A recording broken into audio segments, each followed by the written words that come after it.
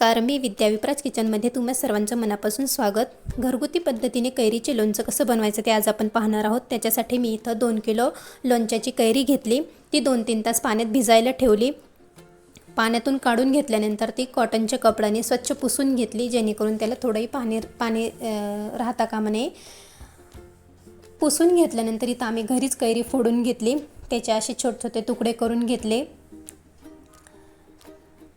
आणि हे तुकडे करून घेतल्यानंतर तेही कॉटनच्या कपड्याने स्वच्छ पुसून घेतले। त्याला कुठल्याही प्रकारचा कचरा राहू नाही द्यायचा, नाहीतर लोणचं खराब होतं। पाहू शकता तुम्ही असे छोटे छोटे तुकडे करायचे, जास्त मोठाले करायचे नाही। आता ही सर्व कैरी आम्ही फोडून घेतली आणि रात्रभर मी ती फॅन खाली सुकायला ठेवली। मी याला हळद मीठ लावलं नाही, तुम्ही लावू शकता। अशीच मी रात्रभर फॅन खाली सुकायला ठेवली आणि आता दुसऱ्या दिवशी त्याचा मसाला तयार केला। त्याच्यासाठी इथं मी लाल मिरचीची भरड घेतली, मेथी, जाड हिंग घेतला, बडीशेप, दालचिनी, लवंग, काळे मिरे, वेलची आणि जायफळ घेतलं, मोहरी डाळ, मीठ आणि हळद घेतली। आणि इथं 2 किलो कैरीसाठी मी 1.25 किलो तेल घेतलं, ती पूर्ण गरम करून घ्यायचं। तेलाला उकळी आली पाहिजे, त्याच्यातून असा धूर निघाला पाहिजे। आणि इथं मी आता मेथीची भरड करून घेतली, दुसऱ्या कढईत मेथी घेतली, मेथीची भरड केलेली आणि त्याच हे गरम केलेलं तेल थोडं थोडं टाकायचं, ती मेथी पूर्णपणे तळली पाहिजे। तसेच बडीशेपचीही भरड करून घेतली मी, तीही त्यात टाकून घेतली, ती पण व्यवस्थित तळली पाहिजे।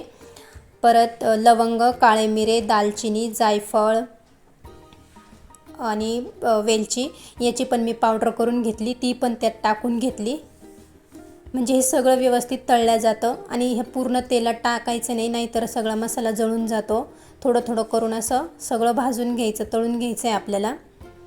आणि हा खडे हिंग वापरला आहे मी लोणच्यासाठी, त्याची बारीक पावडर करून घेतली, तो पण मी त्यात टाकून घेतला, तोही व्यवस्थित तळला जातो। ही पावडर केलेली ती टाकून घेतली आता।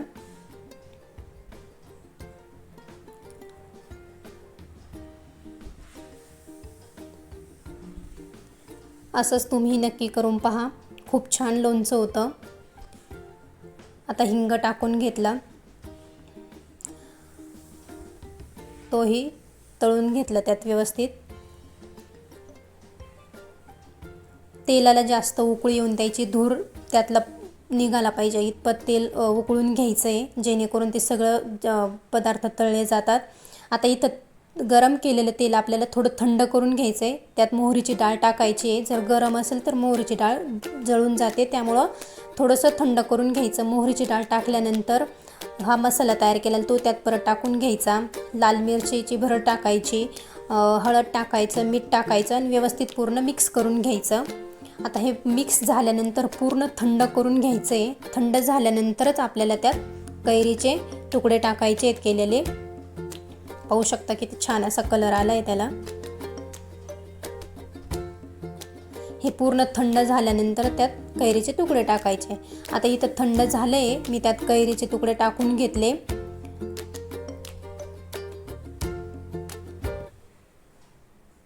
लोणचं जर जास्त दिवस टिकवायचं असेल तर त्याची काळजी व्यवस्थित घ्यायची। बरणीतून काढताना चमचाच वापरायचा आणि पाण्याचा हात लागू द्यायचा नाही, थोडं हवेशीर ठेवायचं लोणचं आणि दररोज त्याला हलवत राहायचं, जेणेकरून ते मुरतं, व्यवस्थित मुरलं जातं। पाहू शकता तुम्ही आता किती छान असा कलर आला आहे लोणच्याला। आता हे आरामात वर्ष 1.5 वर्ष टिकतं।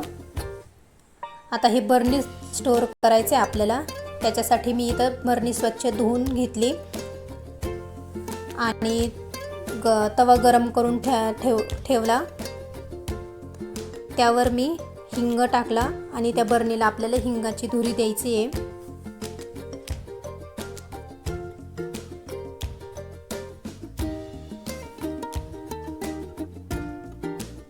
आता हे हिंगाची धुरी आपल्याला बरणीला द्यायची आहे, व्यवस्थित पूर्णपणे धूर गेला पाहिजे आतपर्यंत बरणीत। लोणचं जास्त दिवस टिकतं अशाने।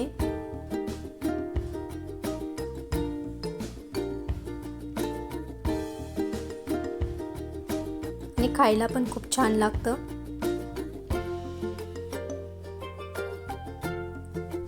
आता ही धुरी बसल्यानंतर हे सगळं लोणचं मी ह्या बरणीमध्ये स्टोअर करायला ठेवलं.